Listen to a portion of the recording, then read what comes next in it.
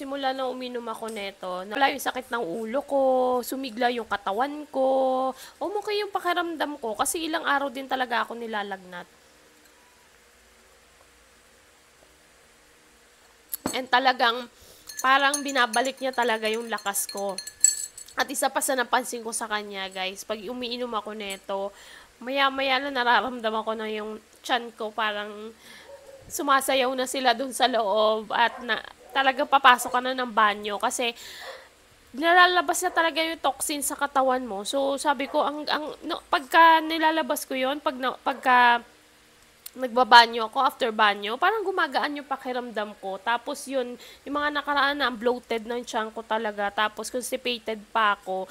Ang hirap ko talagang hindi talaga ako everyday. Pero ngayon, simula nang ininom ko siya, ayun, after inom ko nito, maya-maya yan, papasok na tayo ng banyo. Ganun siya, ganun ka, yung paglilinis niya ng katawan mo, guys. So, ayan, kung naghahanap ka ng barley, eto, try mo to. Etong Miracle Barley na to, guys. Kasi meron na siyang collagen, meron na siyang sodium ascorbate, talagang kailangan ng katawan natin yung mga yon. Tapos, masarap pa siyang inumin kasi meron siyang lemon powder at cucumber powder. Talagang nakaka-refresh siya ng pakiramdam. Pamatatakot na inumin siya kung ikaw ay nagda-diet or ikaw ay diabetic kasi stevia naman yung kanyang sweetener. Ayan. Kung gusto nyo mag-purchase, guys, andyan, ilalagay ko sa aking yellow basket. Ang sarap-sarap nito. One sachet lang ang iniinom ko everyday. Ginagawa ko lang siyang juice talaga.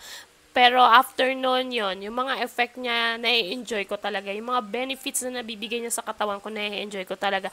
Alam nyo guys, hindi ako pala inom ng mga ganito kasi nga ayoko ng lasa. Pero eto, dito sa Miracle Barley, nagustuhan ko yung lasa niya. Gawa ng meron nga siyang lemon, tsaka cucumber. Favorite ko yung cucumber juice, kaya nagustuhan ko talaga siya. Kaya kung gusto nyo mag-purchase, kung gusto nyo rin malasahan, nalalasahan ko, gusto nyo matikman, okay, go na sa aking yellow basket.